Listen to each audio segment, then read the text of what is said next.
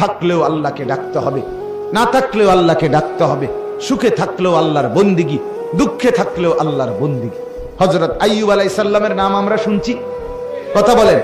70 বছর একটানা তিনি সুখে ছিলেন, সচ্ছল ছিলেন, সম্পদশালী ছিলেন, স্বাস্থ্যবান ছিলেন।